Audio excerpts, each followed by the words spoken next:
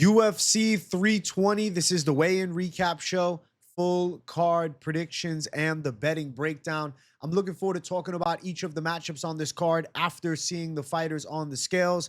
So make sure you guys smash that like button. If you're new to the channel, subscribe. Turn the post notifications on and make sure you share the video too. And also note, I'll be live for the entire card Saturday, 6 p.m. Eastern time. Don't miss the fight companion. And let's get into the first fight of the night. The ladies going after it. Veronica Hardy versus Brogan Walker. Obviously, the pick has been Veronica Hardy. She's been active, competing, 3-1 in her past 4 fights, and always shows improvements throughout her fights as well. Dan Hardy, obviously her husband, seems to have had a very positive influence in the evolution of her game, because at one point she was pretty trash on her first UFC run, but upon the comeback, she's done well. Losing to Eduardo Mora, a big, strong grappler with, a high-level jiu-jitsu game. Her going out there, losing a decision, it is what it is. I look at it like this. Brogan Walker, decent kickboxing, right? Has a striking skill set, I guess. Long layoff, 36 years old. 0-2 in the UFC. She got finished by Juliana Miller 3 years ago. Veronica Hardy beat up Juliana Miller and pulled off a big upset, 2.5. I'm not saying MMA math. I'm just saying it's women's MMA. I got a girl at 29 with a skill set that's improving and actively fighting. I have another woman that hasn't fought in 2.5 years, is 0-2 in the UFC, 1-4 in her last 5 pro fights, but she did have 2 Ultimate Fighter wins. It was the Ultimate Fighter finale in which she lost to Juliana Miller. That's irrelevant. The pick is Veronica Hardy. I don't think anybody really wants to hear too much in detail about the stylistic matchup. Veronica Hardy is probably better in all areas, but Brogan Walker looked decent on the scale. I was like, all right, she's coming in shape, right? She looks fit. She looks athletic. Veronica Hardy looks good on the scale as well, in shape, ready to go. No crazy notes between the ladies. But I will say, at the face-off, slight height advantage, Brogan Walker. You can see, though, visibly the older woman. Not saying she looks raggedy and old. Now I sound like a real male chauvinist. No, that's not what I'm saying. But I do believe Veronica Hardy, the youth, the athleticism, the improving skill set, the fight IQ, the momentum of actually having UFC victories, Veronica Hardy should win dominantly. Brogan Walker's kickboxing all right, but I feel like, at times she does get a little stiff down the center line, and that was 2.5 years ago. I don't know about now where she's going to be at. Minus 825 for Hardy. There's no fun betting a Veronica Hardy. Plus 575 Walker. I mean, the pick is clear as day. Veronica Hardy to me. If Brogan Walker won, I would be shocked. Now, it seems obvious, right? Like, ooh, over rounds, right? Oh, decision. I don't know. I mean, if you want to be a degen and try to chase plus money, Hardy to win by KO is plus 550. Hardy inside distance is plus 275. I get it. She's not known as a finisher with 3 finishes outside of her 9 pro wins, but a long layoff, I think it affects your timing. You're 36 years of age. You were never really good in the UFC in the first place. You like to strike. She could get caught by some punches, taken to the ground. I think Hardy's live to pull off an inside distance win. I think she's live to go out and dominate the fight. I think she's going to land the most significant strikes, 4-1 odds, most takedowns, 6-1. The spread on Veronica Hardy to win dominantly, minus 190. I do think a 30-27 is likely. If Brogan Walker goes out and wins a round, I think that is some type of moral victory here. And I just don't imagine that to happen. I think she's going to look slow on the comeback to the UFC. Timing shouldn't be there. It's a women's fight, so logic usually tells you pick distance. But a long layoff, a hungry Hardy coming off an L, looking to prove a point in her prime at 29 on the way up. Maybe inside distance is there. Maybe she subs her. Maybe she ground and pounds her. I don't know about the one-punch knockout power of Veronica Hardy, but a flurry and a little ground and pound, Brogan Walker looking stiff. Not impossible that Hardy gets her out of there. So Hardy inside distance if you need plus money, but ultimately she's the pick to win. Don't be surprised if she gets it on the scorecards. Next fight on the card, we have Ramiz Brahimaj versus Austin Vanderford. So earlier on in the week, I picked Austin Vanderford, but there is temptation for me to flip that. I have sat on this fight throughout the week. My arguments on the side of Vanderford are offensive wrestling and top control. But when I really think about it, yes, Themba Gorimbo was able to put it on Brahimaj, wrestle him up, take him down. I know. I know. Themba Gorimbo is not very good, and he did that to him. But it was a Brahimaj coming off of a substantial layoff, over 2 years without a fight. Brahimaj has had 2 fights within the past 10 months. I think that's a net positive. I'm looking at the betting odds, and I'm like, Brahimaj always an underdog? And he's fighting Austin Vanderford, who, yes, was a Bellator title challenger, but was destroyed on the feet in the title fight and the fight thereafter against Aaron Jeffrey. And then 2 straight wins against mediocre fighters. Ramiz Brahimaj has the UFC experience on his side, training and improving. I think more likely on Brahimaj's side, the need to win fights. Vanderford's set for life, yo. He's married to Paige Van Zandt. He's chilling. Okay? He's straight chilling. Ramiz Brahimaj has power. Ramiz Brahimaj has submission threats. Could Vanderford blanket him for 3 rounds? Maybe. But something has pulled me a little bit here, right in the center. I've been feeling in the center throughout a lot of the week. I felt here on Vanderford slightly, but I'm like, maybe the other way. The odds definitely convince you of the betting side of Brahimaj. Now I'm getting pulled over. Every second I'm getting pulled over. More and more pulled over. Oh, fuck. But Brahimaj could sub him. Brahimaj could punch him hard in the face. Vanderford's got good ground and pound, but against Veretennikov, Veretennikov got out-wrestled by Prado. Prado can't wrestle. Prado gets beat by Brahimaj too. Brahimaj finishes Veretennikov too on the ground. Ramiz Brahimaj, you calling my name. Let's check out the scales. Final decision yet to be made. Stick around. Austin Vanderford got the eye on the neck. I'll tell you though, I don't know. I know he's in shape, but I look at the face. I don't know. Is this a guy making a run? I'm not saying Brahimaj is going to be a champ, but Brahimaj in shape, ready. Bilal influence on him. Been on the roster a damn long time. Does he finally put it together? Look at the face off. Yo, you would think Vanderford is going to look a little taller, a little bigger. I mean, height difference, 5'10" to 5'11". Not really. They're about the same size. Brahimaj punches hard. Younger guy. UFC tenure. Been active now. He's looked like shit due to inactivity, but a healthy Brahimaj. And not only does he look good in shape on the scale and statistically matches up well with Vanderford in size and in pro experience, okay? Also, plus 245 dog line. Why is Brahimaj plus 245 as an underdog? I'm just struggling to understand it. Could Vanderford win a Themba Gorimbo style decision against him? Sure. Sure, he could take him down and hold him, you know, and get him on the cards. But Brahimaj is definitely live as fuck in the fight, and I feel so torn, man. Oh, I haven't pick flipped in a long time.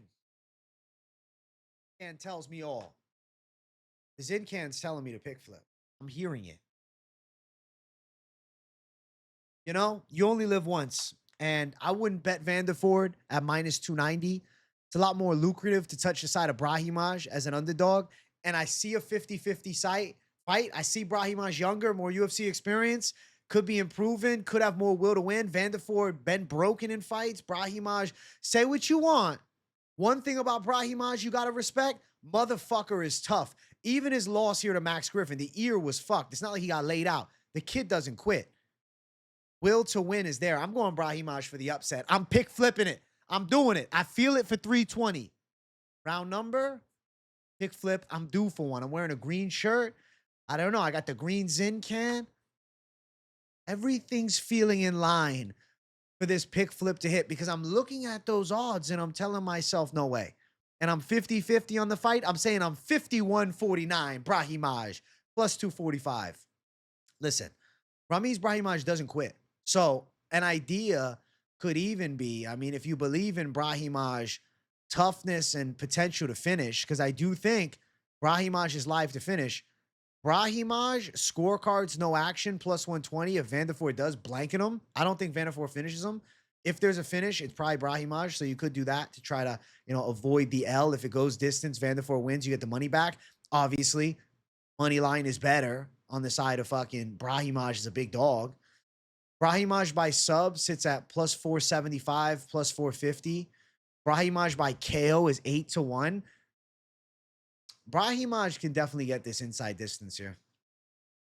KO is 8-1. I know he's not known for the KO. He knocked out Mickey Gall, but Mickey Gall ain't really too durable. Brahimaj could catch Vanderford, though. It's a fucking wide-ass line, and it's D-Gen, but KO isn't crazy. Obviously, slight money line lean Brahimaj is way better than a minus 290 Vanderford. I'm pick flipping. It is what it is, no matter what happens. Listen, who you want to trust? Me on Sunday? By the book, simply put, or you want to trust the intuition lean of Brahimaj after the weigh-ins? You decide now. Me right now is telling you, fuck it. Let's have some fun. Let's go Brahimaj. And he's not a popular people's dog either. He's such big plus money. I don't know, man. If Vanderford goes out and wins, I'll actually be thoroughly impressed. And at minus 300, that's just stupid to me. This seems like a fight that should be lined a lot more closely. So Brahimaj, upset. Let's pick flip it. You only live once. I'm feeling it. Next fight, Farid Basharat versus Chris Gutierrez. I am picking Farid Basharat to go out and win. I think Chris Gutierrez is going to lose. The striking aspect of the fight, the grappling aspect of the fight. Chris Gutierrez is kind of just that. He almost makes it to the top. Pedro Muniz beats his ass. And then Pedro Muniz looked terrible after. Gets a win against Elatang Haley. Okay. Song Yadong. And he's rolling for Inamari rolls to end the fight. The fight IQ was sus. Huang Lee won a round against him, for God's sake. And then John Castaneda, he was gifted a close decision against.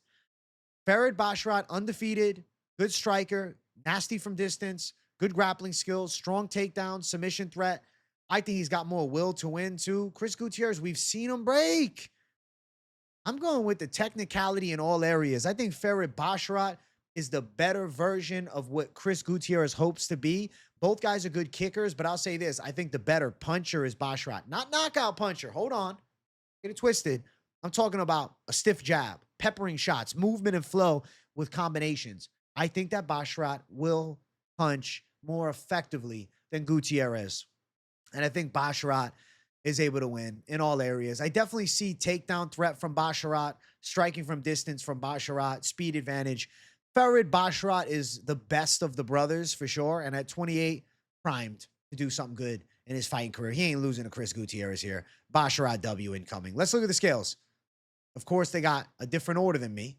We got to scroll up. Where the hell is Farid Basharat? Where's my guy? There he is. Farid Basharat. Enter the matrix. All right, Neo. Chris Gutierrez on the opposite side. When you look at the face-to-face, you tell me this, and I'm going to say it as it comes up. I don't want to spoil it, all right? Tell me right now, doesn't Chris Gutierrez look like a less evolved version of Farid Basharat? Like, almost reminds me of late 90s, early 2000s Simpsons versus modern, or like Family Guy versus modern, where the animation, it's not as crispy cut. There's a quality slight change to the look. I think Farid Basharat is everything Chris Gutierrez was thought of to be and hoped to be. I'm going to say Basharat moves to 14-0, goes out, handles business, and gets it done here. Basharat, 5-1 on the favorite status. Fat favorite here for Farid Basharat. Deserves it. Plus 375 for Chris Gutierrez. Looking towards something. Is there value? I think we're going over 2.5. That's 3-1 odds. Yes, Basharat by decision. Woo, minus 150. The only thing maybe to chase, though, Basharat by sub at 5-1 isn't crazy. Chris Gutierrez has one submission loss as a pro. It was a long time ago. It was in his UFC debut against Hayani Barsalos. He got caught in the rear naked choke. Was out grappled by Cody Durden a bit in their fight. Farid Basharat, listen, 6 sub wins, arm triangle here, but outside the UFC, he was Mr. Rear Naked Choke. 1, 2, 3, 4, 4 rear nakeds. 1, 2, 3, 4, 5 rear nakeds. I can't count. Plus the arm triangle. Basharat could choke him out. Farid Basharat by sub is not crazy if you're chasing to sprinkle props on the value side of things, man. We talked about it heavy last night with my new show that I'm doing every Thursday. You should tune into it. Propaholics. It's just pure betting deep dive of props specifically. And we just dial in. I talk to the chat live. We throw up the polls and we discuss it all. Is live to happen. It's a possibility. Basharat most taken. What the fuck, man? Minus 200. Spread on Basharat, minus 115 to go to 5.5. Yeah, he probably 30-27s them up for sure. Farid Basharat to get a clear-cut win is my official prediction here. I don't see it going any other way, and I'm going to just scroll back up so I don't have to scroll and redo it all again. Spoilers on how some of the guys looked on the scales, whoop-de-doo. Farid Basharat, W, incoming. He's got Chris.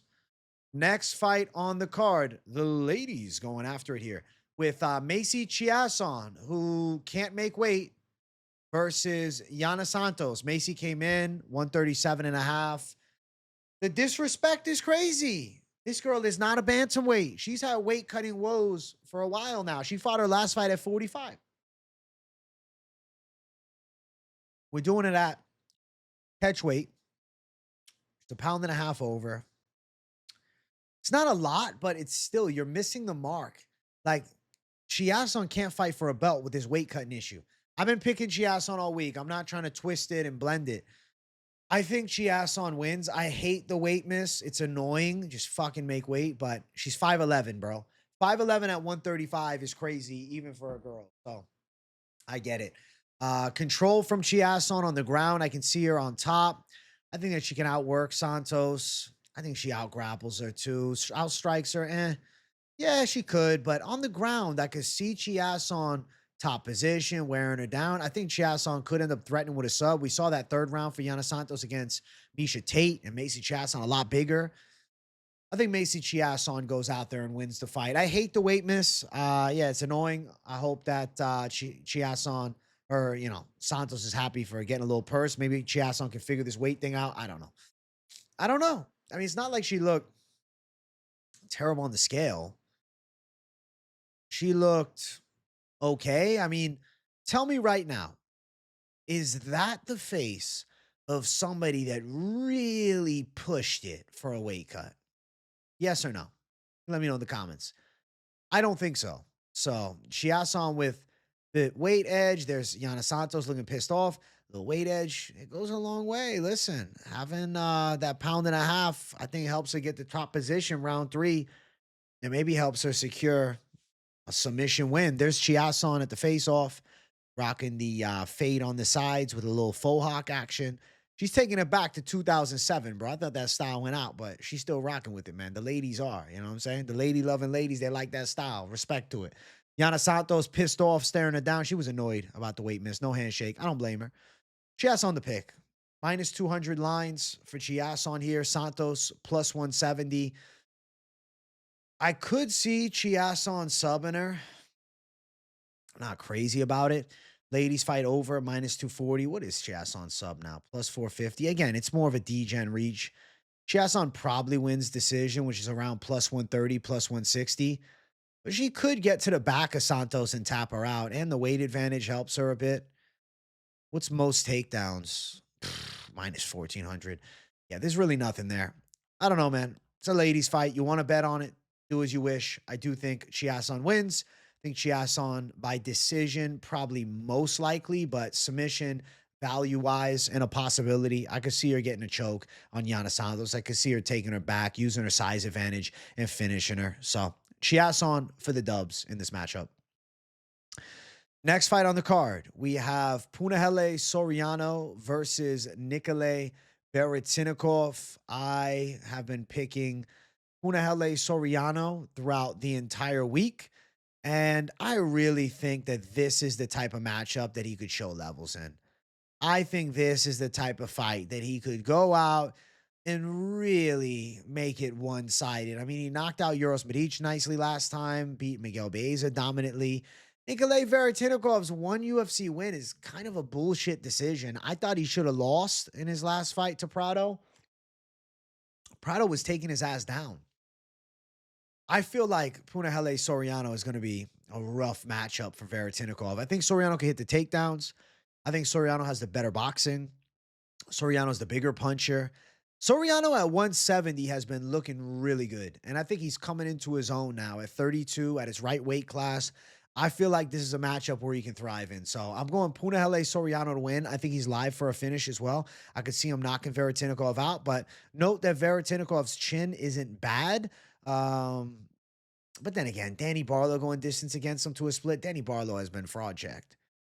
Punahele Soriano could put the hammers on him. Veretenikov's a little slow in the pocket. He's heavy footed.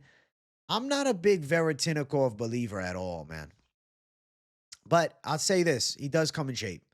Veretennikov shredded up, ready to go. Issue is a skill issue.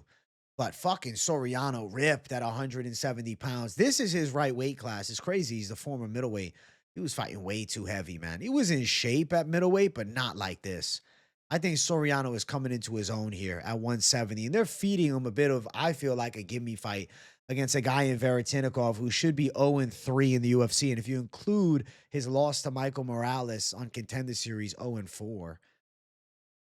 Soriano should handle. I think he can out-grapple him. I think he can out-strike him. I think Soriano puts on a good display here against a Nikolai Veretennikov, who, I don't know, he's just inept, man.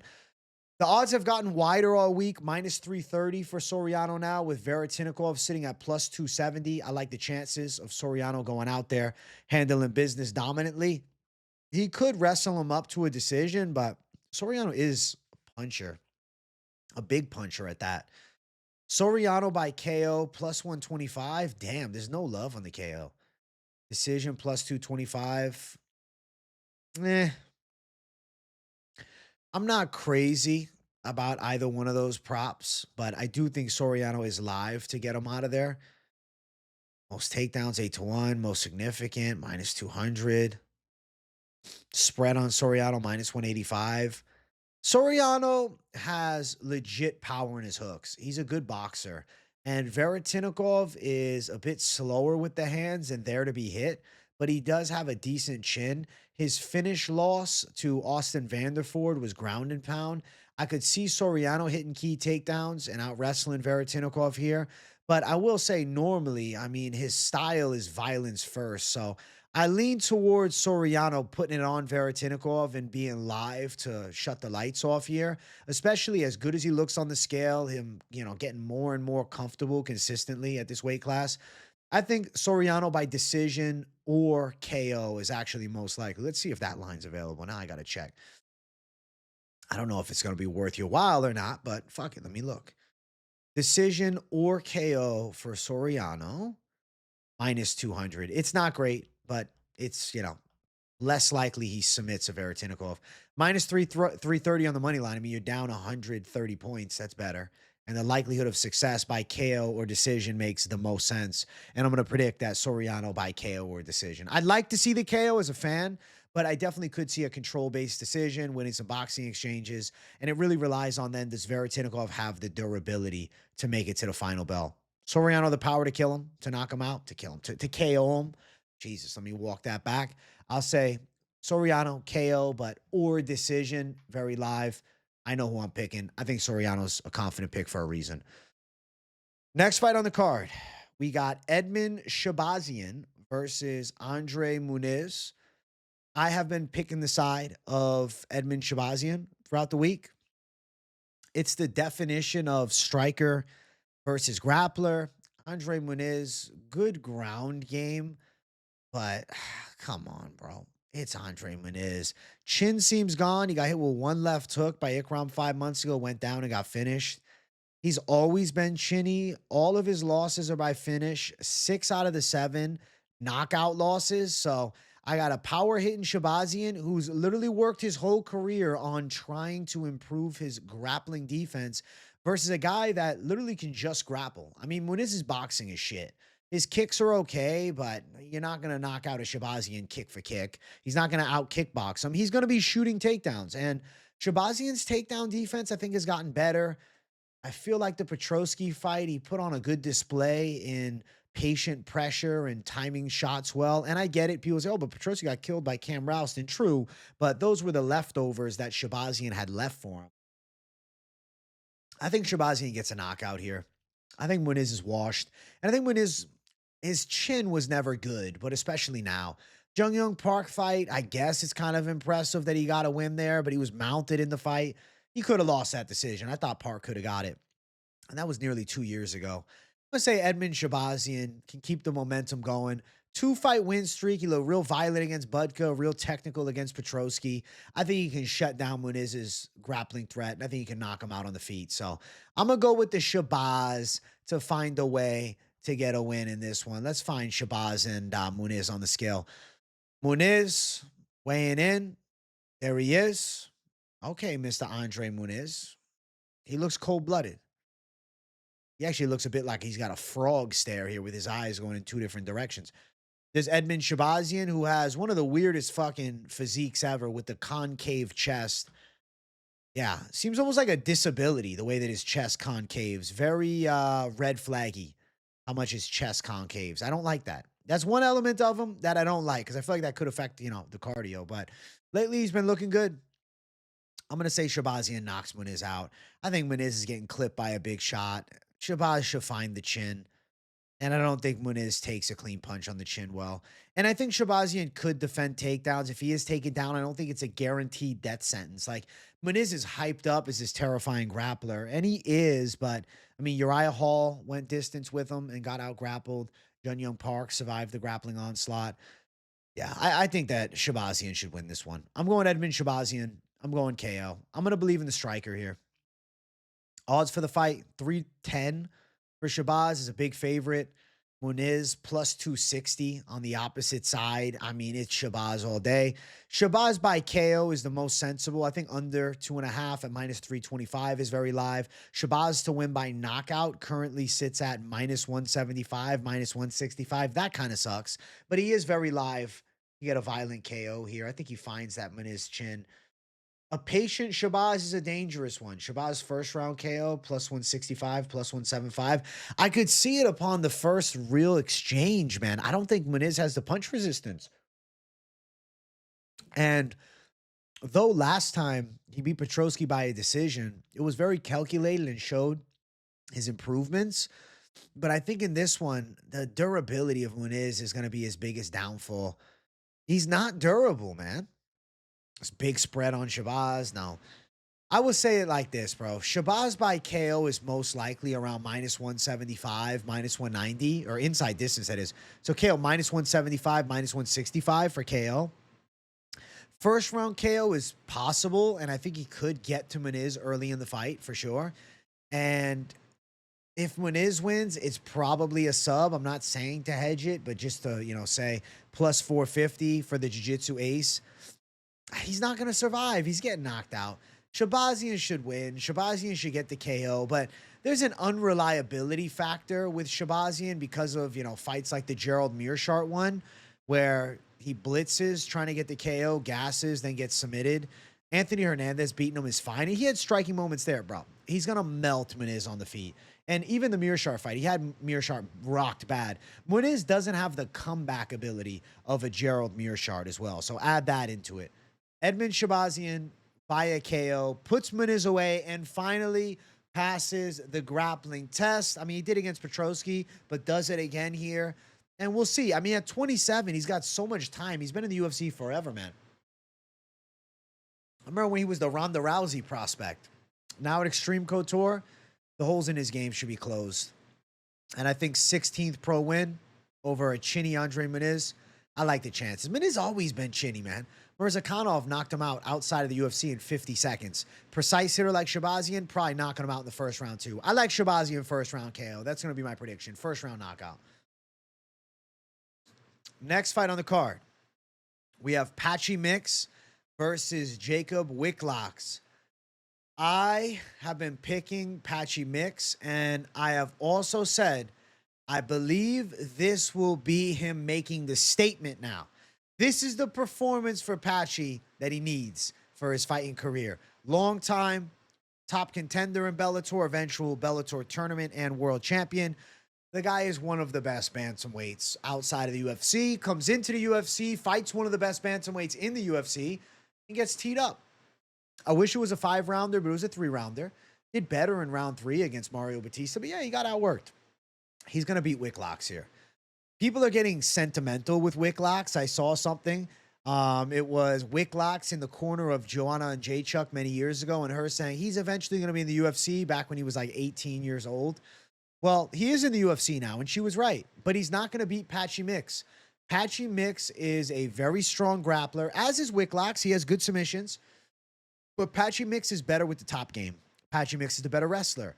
Wikłacz kicking skills are all right, but his hands don't impress me, man. I'm watching Wikłacz throw hands, and I'm underwhelmed by his boxing. I think he's mediocre with punching. At best, mediocre. I think Patchy Mix can win a boxing match. I think Patchy Mix could hurt him with punches.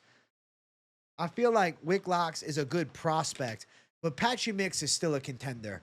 And I'm going to predict that Patchy Mix goes out there and not only wins, but wins inside the distance and puts a statement together here against Wikłacz. This should be one-sided. Looking at the scales, let's see.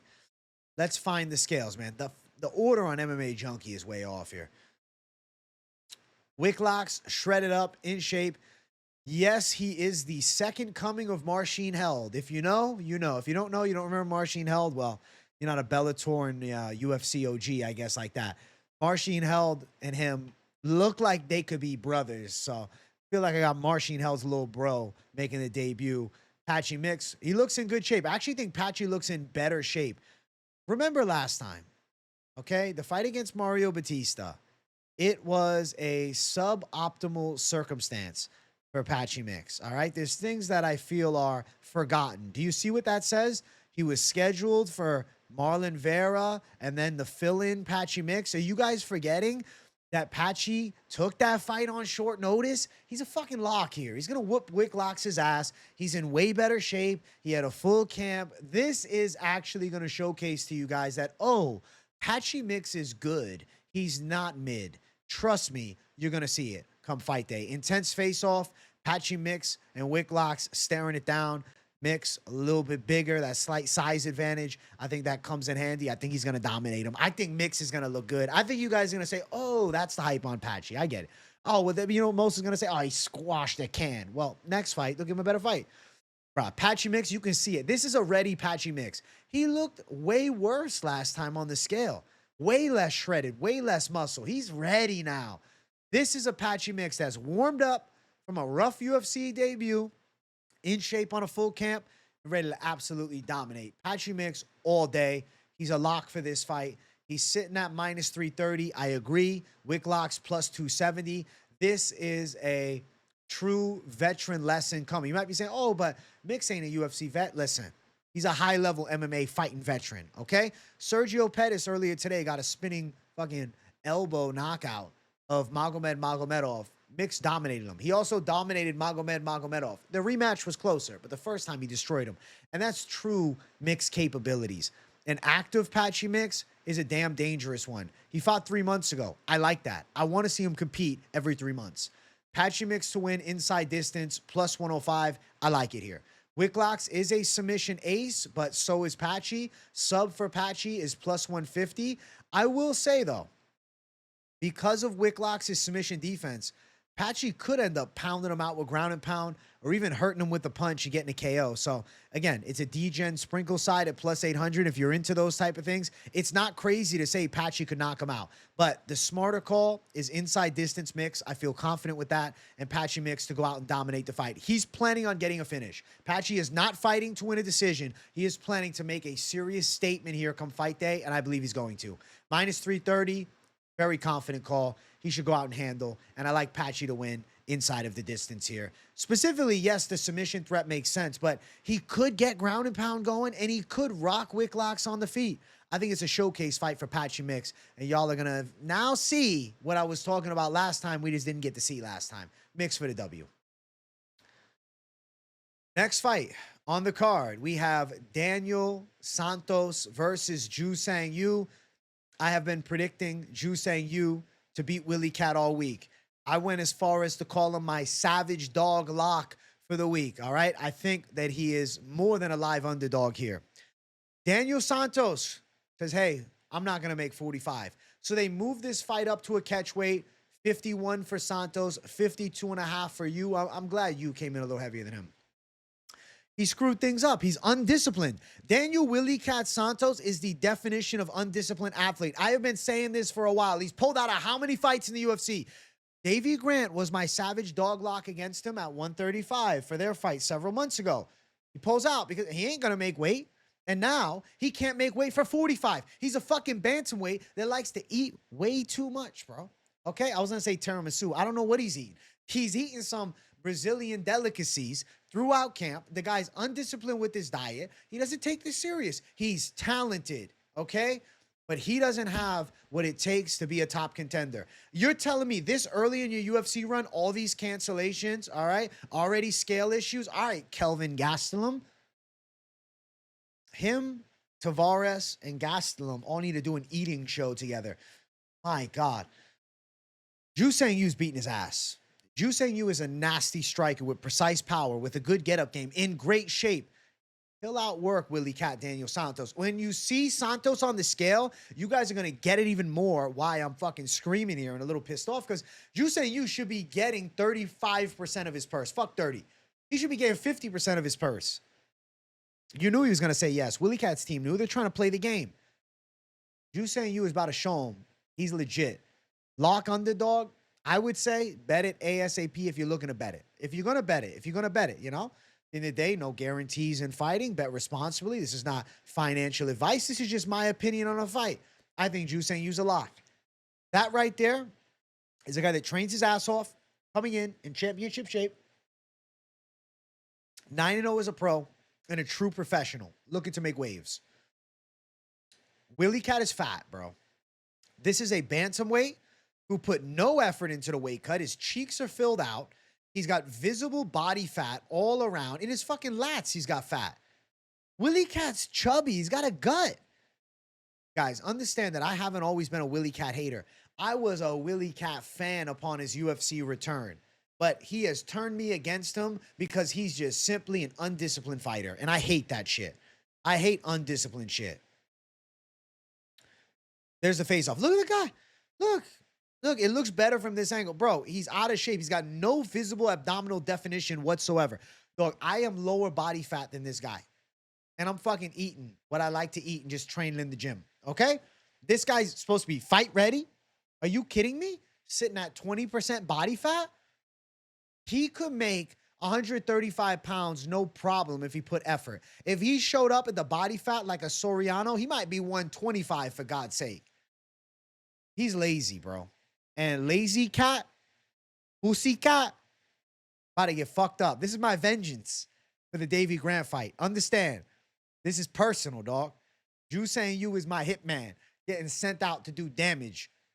That's my call, Ju Sang Yu, to get it done. He can win a decision. He can win a KO. He can win wherever the fight shall go. He's plus 125. I don't know for how much longer.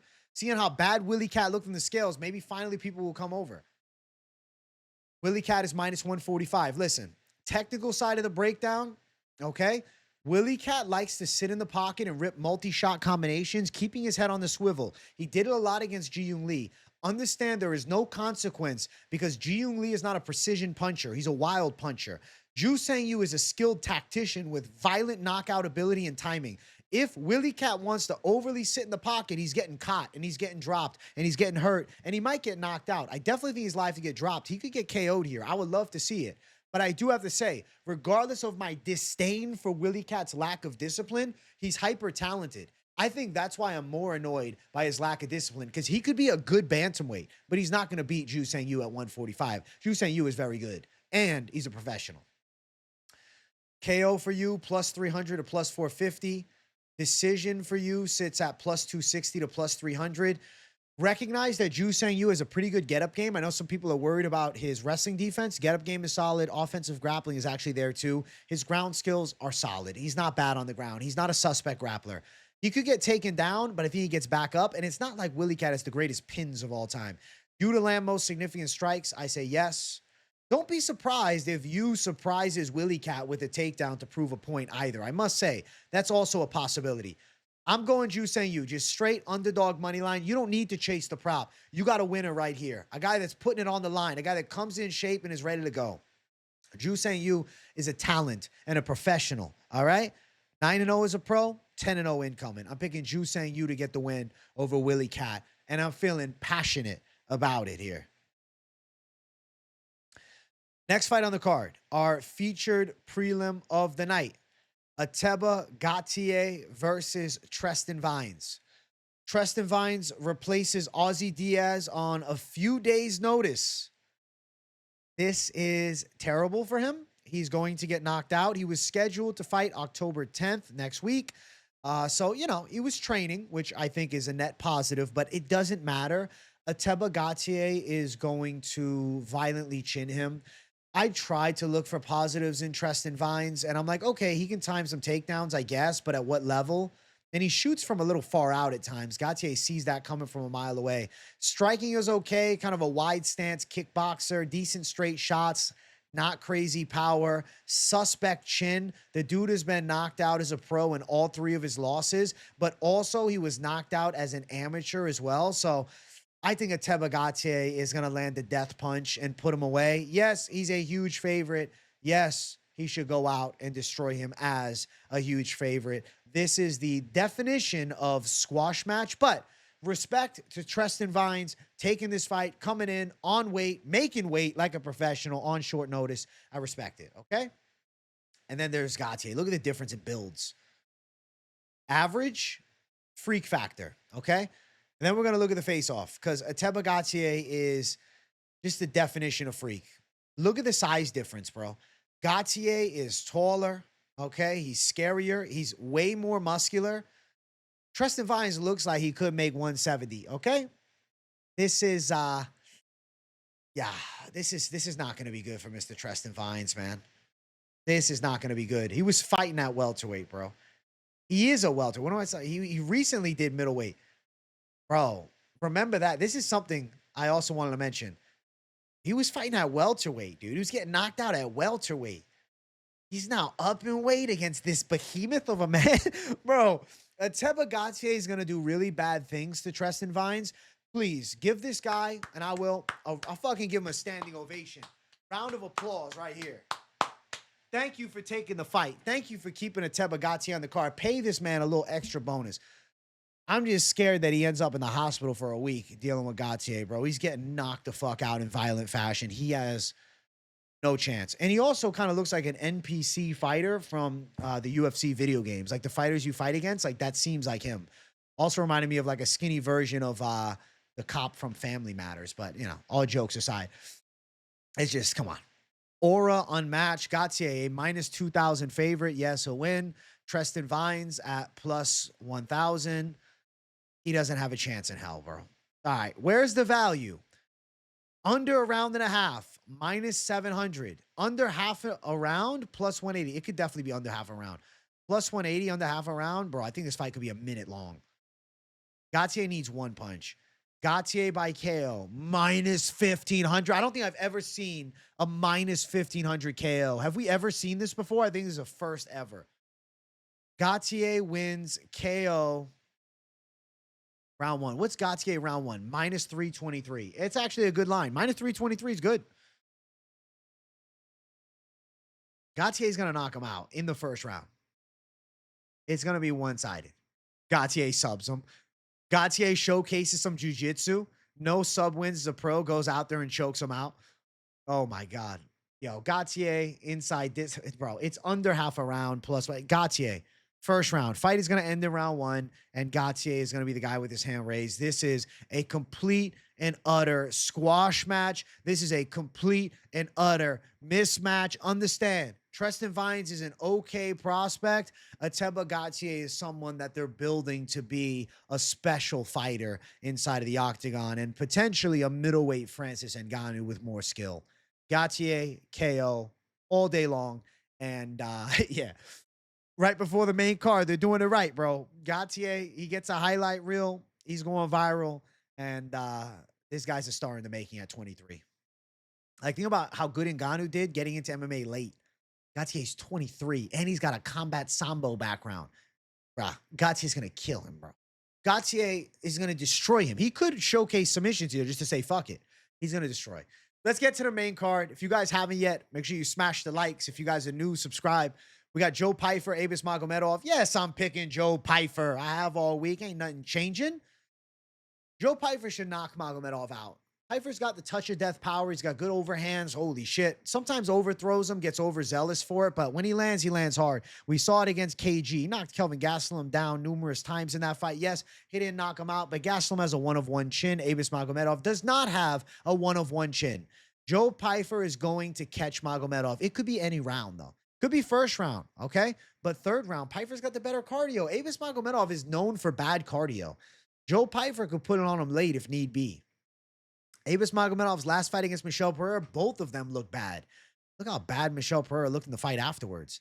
I think that Joe Pyfer gets to him. I mean, Magomedov has a decent sniper style, solid teep kicks. His kicking skills overall are good, and he's got some power, but gas tank is a big red flag. He was rock bad against Bruno Ferreira, was saved with the grappling. He's not going to be able to take down and wrestle up Joe Pyfer here.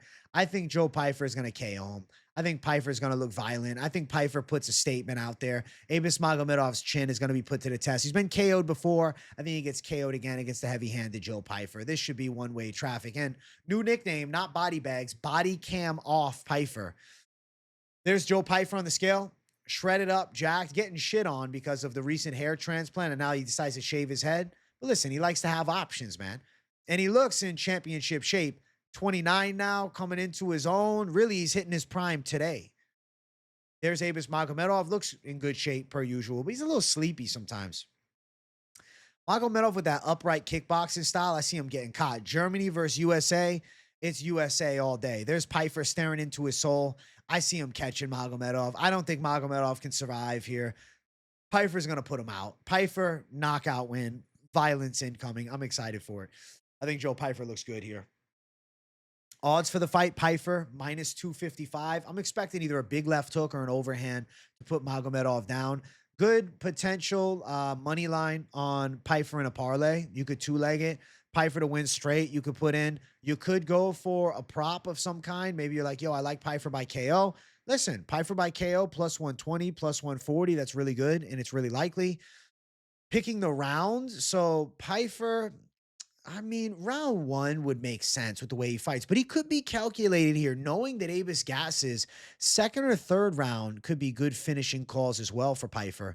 Pyfer by second round KO, plus 450 to plus 550. Third round, plus 850. I think eventually he's going to get Magomedov out. Pyfer, most significant strikes, 2-1. Well, does he even need 34 significant strikes? No, he'll land more significant strikes. Spread on Pyfer, minus 130. I mean, yeah, I think he's finishing. And if it goes distance, I expect lopsided. I don't think Abus Magomedov can wrestle with him. I don't think Abus Magomedov can strike with him for long. I think it could go under a round and a half at plus 149. I think Magomedov's chin could get put to the test. I think Pyfer could land the death touch, man. Magomedov doesn't respond to big punches well, and he was saved by the takedown ability against Bruno Ferreira. This ain't Bruno Ferreira. This is Joe Pyfer. Pyfer knockout. I feel good about it. I'm confident Pyfer's getting a KO, and I'm very confident in the straight money line of Pyfer. Like, if need be, dominated. Pyfer, I mean, he has a decent submission game, 3 sub wins. You look at the Abus Magomedov side, he was submitted twice before as a pro, but went distance with Kyle Barrio as a good grappler, and these sub losses are very early in his professional fighting career. Not saying we're going to see a submission win for Pyfer, but like now, as I say it, I'm just curious to look. Pyfer by sub, it's not even crazy, plus 525. That's not that crazy. Could be a club and sub, but it's probably a violent KO, man. Pyfer's going to destroy him. Pyfer to get it done, minus 255, confident call, inside distance, yes, KO, most likely. Pyfer all day. Abus Magomedov is going to get caught. He can't just be a sniper for 3 rounds. He ain't outpointing Pyfer. He's getting knocked the fuck out. Next fight on the main card, Josh Emmett versus Youssef Zalal. I've been picking Youssef Zalal by decision all week. I think Youssef Zalal's technicality is a big factor here. Zalal is precise from distance, picks his shots well, incredibly hard to hit with really good lateral movement, quick on his feet with good punch combinations. Specifically, though, he can pepper jabs and move all night. And we're in the big cage. Josh Emmett going to be chasing a lot for big left hooks and overhand rights. That's what he has to do. He should try and wrestle, but Zalal's ground game is good. Zalal's underrated with his submission threat. I think Youssef Zalal is going out with a clear as day win. Better distance striking, really good distance management, in great shape. A prospect to watch for sure. 29 years of age, second UFC run, and absolutely on fire right now as a pro. He's going to be too sharp from the outside. His footwork is second to none. He's a stance switch hitter with really good feints. I think he hits Josh Emmett with good straights, good teeps, keeps it moving, stays on the bicycle, forces Emmett to chase. Emmett misses. Emmett tries to wrestle. Zalal defends. Yusuf Zalal should get the hand raised. Now, Zalal, I know he wants that sub here. Don't know. Don't know. I want to look at the scales, though. Let's look. Yusuf Zalal in shape. Ready to go. That's the typical Yusuf Zalal. Josh Emmett. Looks decent on the scale. Looks all right. Looks ready to rock. I mean, he's shredded up. 40-year-old savage. I will say, though, we'll see when I bring up the face-off pick, man. The nipples were looking sus for Gyno. I don't know. From that angle, it doesn't look like it. From this angle, it looks a little bit less like it. But when he was on that ceremonial weigh-in scale, okay, I was a little sussed. I'll see if I can find it as we're talking. I was a little sussed out. I'll see if I can find the ceremonial scale pick. If not, maybe I'll just pop it up on the screen somewhere and just bring it to you guys after the fact. Let's see if I can find this ceremonial scale for him that looks suspicious. Where's Josh Emmett here? I need it like the proper angle, because if it's not the right angle, you guys might be like, bro, I don't see what you're saying. What are you talking about? Where I see Josh Emmett weighing in. Where's the fucking proper angle of him on the scale, though? But I don't know, the gyno looked like it was popping. And the reason that I say it with suspicion is because he did his strength and conditioning with a known PED user in the side of TJ Dillashaw. I'm just saying it's a little sus. All of a sudden, Josh Emmett showing signs of gyno. All of a sudden, all right, you want to see it? I'll bring it up on screen here. Okay, look. You can barely see it here, but ever so slight. You see the protruding nip, but look close here. Look, you can see a little tissue around it. You see the little bit of gyno? That's weird, man. I never noticed this on Josh Emmett before. Maybe I just didn't notice it. Maybe it's always been there, and now I'm reaching hard because he's working with Dillashaw. But TJ Dillashaw is in his corner, been working with him throughout this camp, pushing him to the brink of death. TJ was on EPO. TJ right now is taking anabolics to get jacked. I don't know exactly what he's on, but very strange. Very strange. A roided up Josh Emmett. I mean, at 40, he looks fucking crazy good. Plus 410 for Emmett. Zalal minus 525. Let's see here. Anything worth value? I mean, decision over 2.5 minus 250 makes sense. Zalal by decision minus 155. It makes sense to me. It does. I mean, if you can get 6-1 odds on Zalal sub, something to note about Zalal is he's got good submissions, 9 sub wins. If he can really have a breakout, no shit. And maybe Emmett overtrained, but if he's on PEDs, there ain't no overtraining. So, I like decision. I think it's going distance. I think we're going to see Zalal land the most significant strikes. I think Zalal is going to be able to stop key takedowns. I think Zalal probably is live to hit around this mark. That's the thing, his output's not crazy. Not wild about the spread. I mean, it could be 29-28. I could see Zalal getting chased round 3, maybe Emmett having a couple moments. I'm going to pick Yusuf Zalal by decision. I'm not crazy about the submission line at the plus 600, but just like I had to mention it because I think Zalal has a submission threat. But Josh Emmett historically is hard to submit. Only 1 sub loss. It was against Yair Rodriguez after Yair had a lot of striking success doing damage. I think Zalal probably sticks to the tactician style, uses his lateral movement and technical striking from the outside en route to a decision victory. Next fight on the card, featured fight. We have Jiří Procházka versus Khalil Rountree Jr. I've been picking Khalil Rountree throughout the week, and to some surprise, I think there is a good Khalil Rountree cult that is part of my community here. We have a good handful on Khalil. I know some of the boys are on him, so shout out to them.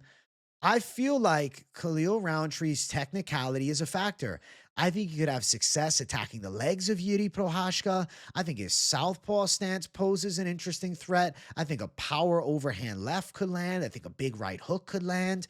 I really feel like Khalil Rountree's technicality is live here. I mean, Jiří Procházka is the type of fighter to fight you with his hands down, relying on his slickness and picking shots in an awkward fashion, whether, wild overhands, shovel uppercuts, sneaky hooks, and, straight shots as he's running inside.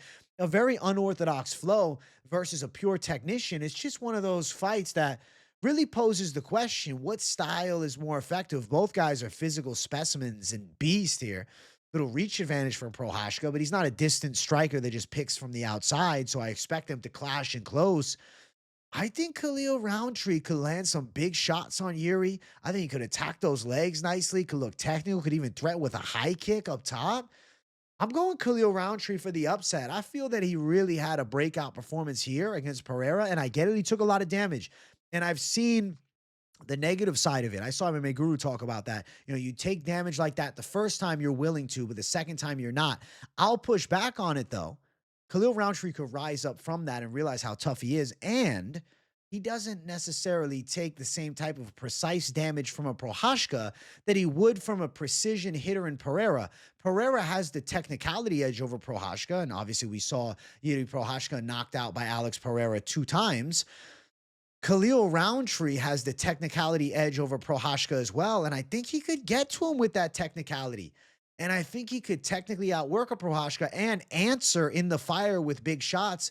And if he hurts Procházka, I mean, things could shift fast in a matchup like this. I think Khalil Rountree could win a decision. I think he could get a counter shot KO. I think Procházka's hands-low style could be the death of him here in a matchup like this. I'm going to go Khalil Rountree for the upset. Let's check out the scales. Rountree looks fucking jacked and shredded. In shape. He had aura at the face-off. You'll see it in a second. Yuri Procházka, jacked up, shredded, in great shape too. Both guys coming in absolutely on point. And let's look at the face-off between the two of them. Little bit of a height edge for the side of Yuri Procházka. Rountree staring right into his soul. Good face-off between the two. The energy is high. I feel like it was calm confidence for both of these men.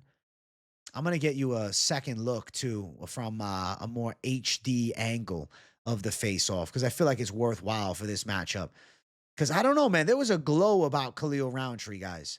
There was a certain aura to him at the face-off I couldn't describe. He had mystique to him as he weighed in. I think Khalil Rountree is ready for this spot, man. I think he's going to pull it off. I think he gets it over Procházka. I think his Muay Thai technicality wins. He is the sole representation of true Muay Thai in the light heavyweight division of the UFC, maybe in the UFC period as far as men's divisions go. And I think we're going to see, I guess also Prates. To be fair, Prates. Him, Prates, there's a few.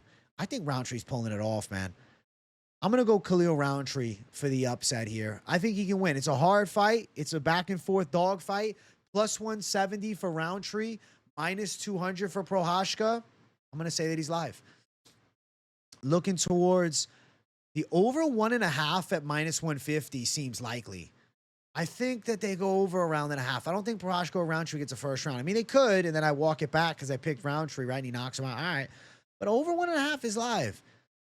Rountree by KO sits at plus 275. Rountree by decision, plus 450. Can you imagine a technical decision where he looks sharp? That'd be impressive. Significant strikes, over 37. Rountree spread, making it close, plus 105.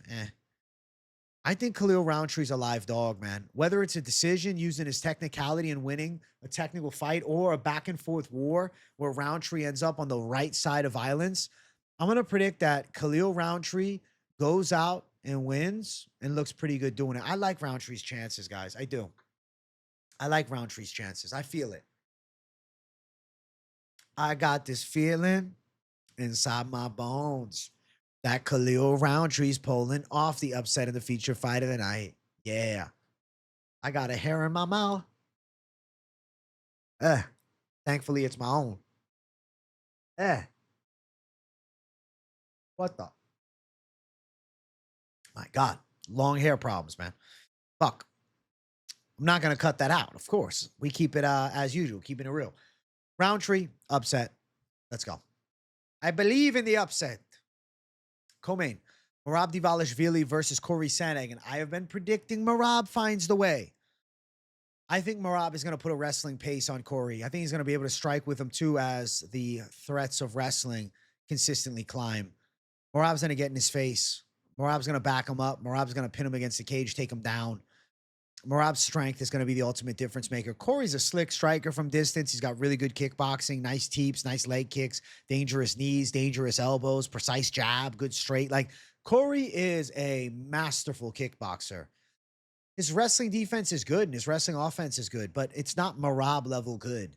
Merab has not only this strong wrestling game, but he also has near an unlimited stamina bar. And I think he can chain wrestle Sandhagen up, man. I'm going to predict that Merab Dvalishvili puts it on him with a pressure wrestling attack, getting to Corey. Corey may have moments in the fight and make it competitive, but I think Merab is going to be able to handle business with the key elements of the fight being those close range moments. And I think with the threat of wrestling, shots can open up on the feet. There's Corey Sandhagen, the Slenderman, weighing in on the scale. Then on the opposite side, there's Merab looking good, ready to go. Typical Merab weighing. Smile on his face, energy's through the roof. Listen, Merab, I feel like he's ready. He looks so confident to face off. We got wow, look at that. Mick Maynard and Hunter Campbell just staring off into the distance over there. They're missing a good face off. Why are they looking away? Maybe they're looking at the screen. Merab was intense, man. Merab had max aura. I just look at Sandhagen and say, I don't feel that this is the guy to dethrone this guy, you know? Don't you guys kind of feel that same thing? I don't feel this is the guy to dethrone that guy. Then you look at the stylistic matchup, Merab's relentless wrestling game. Merab does have an amateur boxing background. He's kind of precise with punches. Will throw some wild flurries and can get to Corey Sandhagen, especially with the wrestling threat mixed in. I got Merab taking it home, man. Sandhagen got outworked and defeated by Umar Nurmagomedov. Out wrestled there. I think Merab can do it to him as well. I like Merab Dvalishvili to handle. Minus 400 for Merab. Sandhagen sitting at the plus 300 line. Really wide favorite status for Merab, but it makes sense why he's a favorite here. Over 4.5 is minus 350.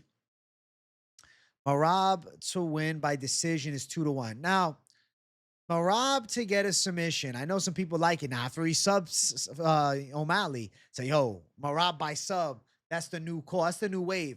I mean, plus 900, plus 700 for a guy coming off of a sub win with a relentless grappling game. It's not impossible. But Sandhagen has a good fight IQ. He's technically sound in grappling. And I think that the Sandman can survive.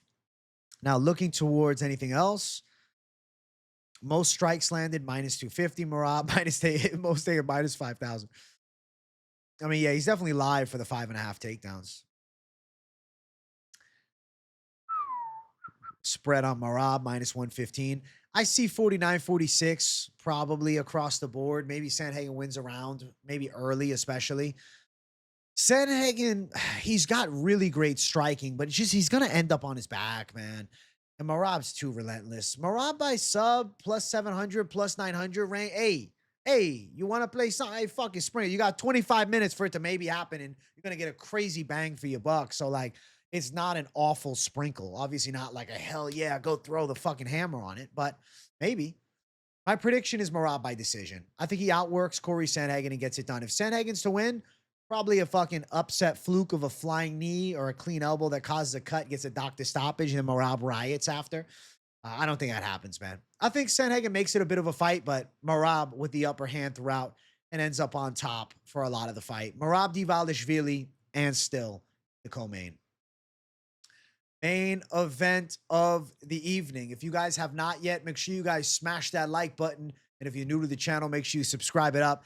Magomedov Ankalaev versus Alex Pereira. It all comes down to this. I've been predicting Magomedov Ankalaev to win the rematch. I see him possibly, probably, making the better adjustments than Alex Pereira would for a rematch at 38 versus the 33-year-old. Magomedov Ankalaev is a professional level boxer with good precision on his punching. He can mix it up in the striking quite well with Alex Pereira. Why? Because he has very high fight IQ and technicality with his boxing, doing everything fundamentally sound, that his defensive abilities are also high as well. Alex Pereira has the touch of death with his knockout power, but a big flaw on him throughout his MMA career has been he does things, technically not by the book. Hands low, throwing big power shots. And yes, if he lands, he knocks you out. Magomed Ankalaev is too precise. Magomed Ankalaev is too technically sound with the boxing. A 38-year-old Pereira making those adjustments? I don't think so. Pereira, sure, he's got the puncher's chance, but Ankalaev doesn't get caught with stupid shit. And he really shored up that leg kick defense, showed it in the last fight. Southpaw stance also negates the calf kick for the most part, at least the rear calf kick.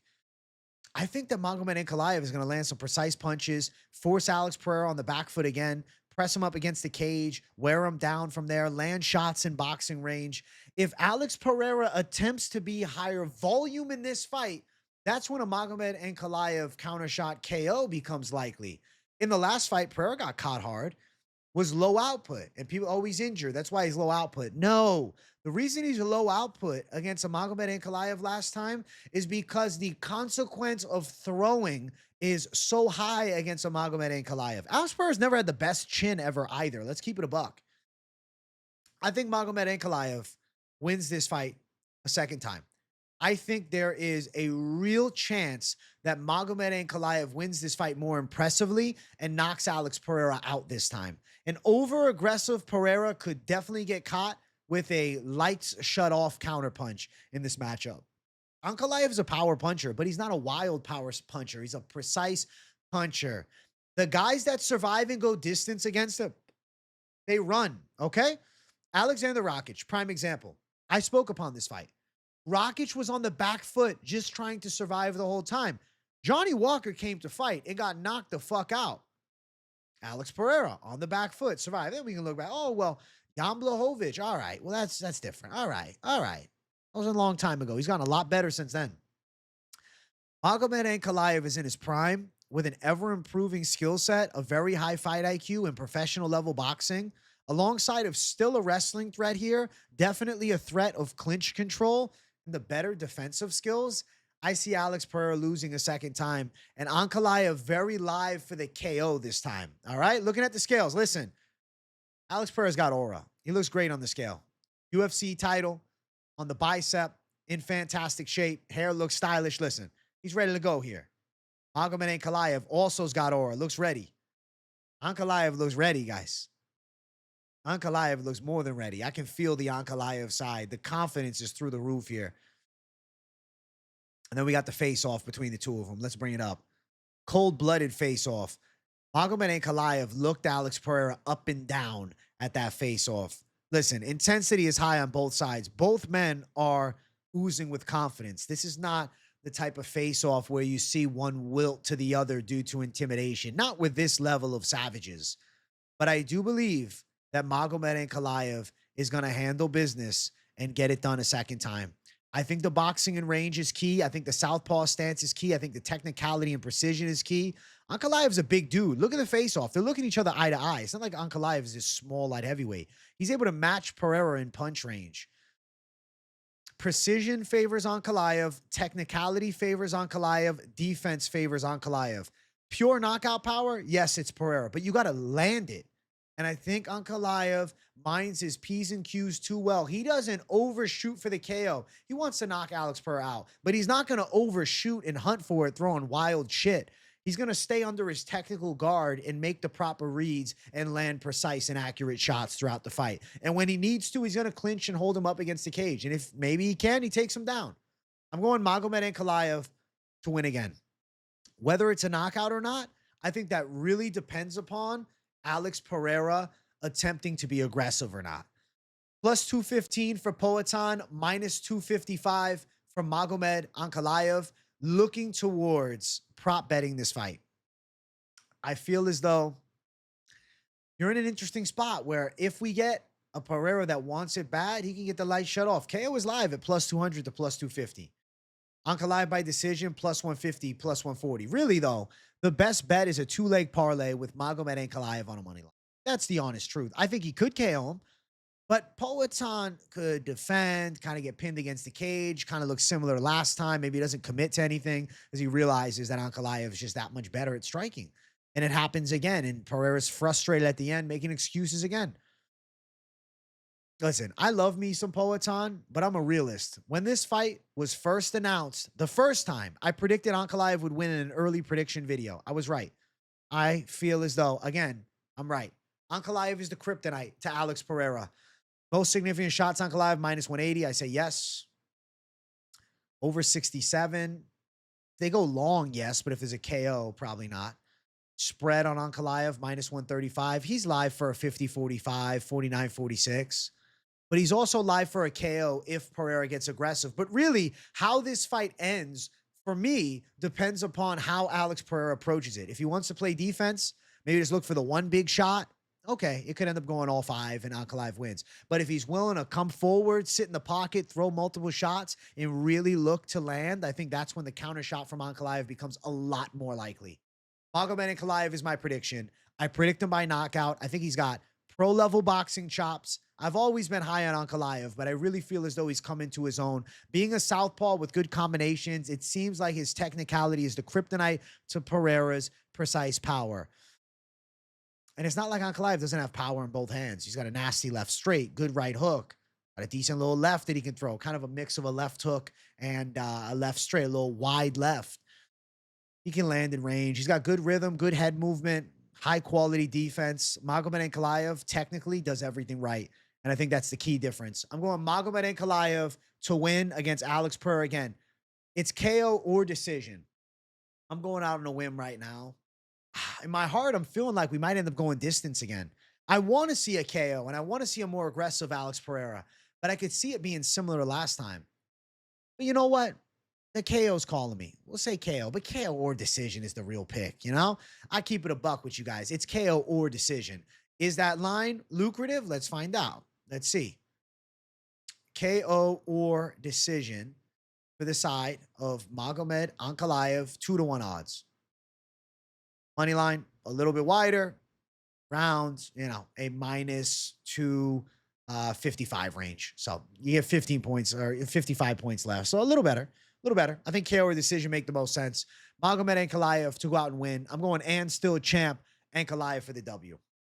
Those are my predictions for 320.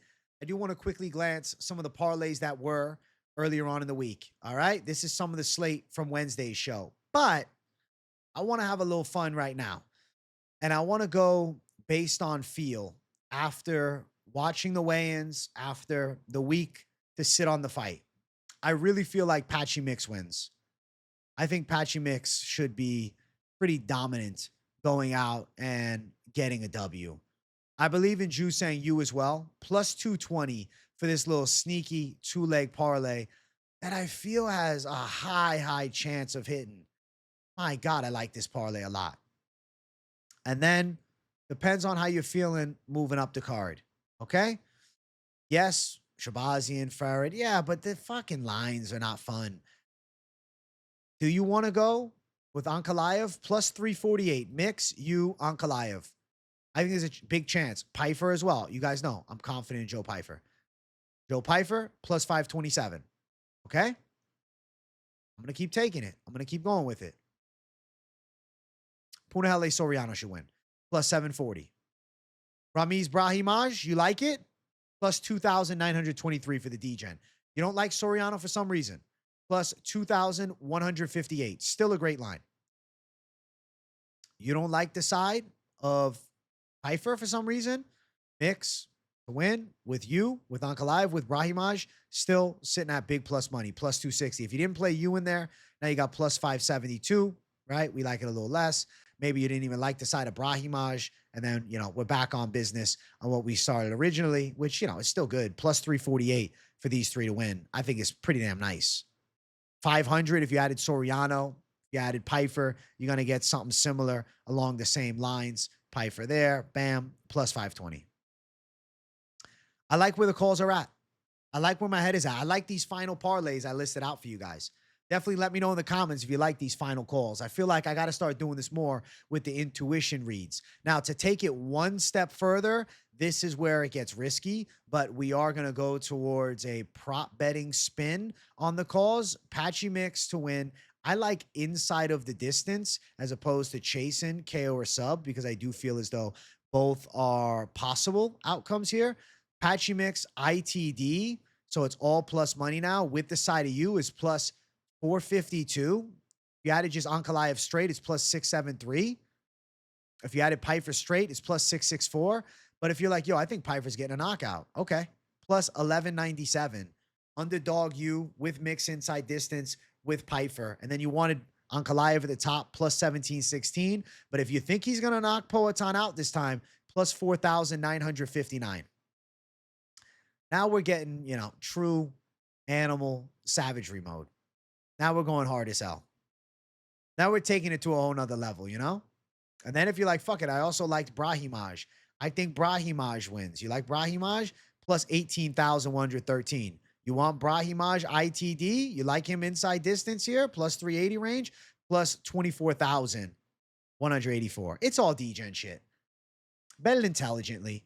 This is degenerate shit. This is what I call degenerate savagery, taking it to this level.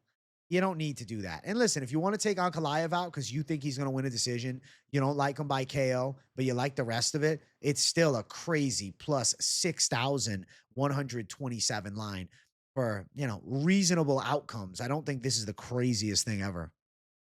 See how you want to play it. I wish you guys luck. Don't blindly tail. Do your own research. See where your research lines up with mine for your highest likelihood of success. Just throwing a few dollars down, different conversation. Bet responsibly. It's not financial advice. It's just honest advice from an analyst of this game that's been studying this shit for the past 5.5 years every day and watching for over 15 years. All right? I love you all. Thank you for watching. Hit that like button. Hit that subscribe button.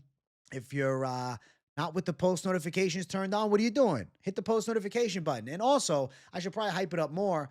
I am going to be doing in-depth prop betting looks for every fight every Thursday. All right. So if you're into the props every Thursday, it was my late night live spot. It's now Propaholics, newest show that I'm doing. Tune in every Thursday. Shit might be like 2.5 hour savage streams. Late night live. I'm probably going to shift more to Q&A style Wednesday nights and bring some members on. And also members streams and also the members Discord. So if you're not a member and you want to become one, the link is in the description. And if you're on iPhone, you should be able to join from my channel page. So let's run the members up, man. I never normally talk about it during this show, but become a member. I appreciate you all for tuning in. I love each and every one of you savages. Thank you all for supporting me. And I will see you savages in the next one. Also, W in the comments, you're going to say Boosie algorithm for your boy. But let me know of all the picks, what your thoughts are. All right? I'll see you guys soon. Much love. Good night. Peace out.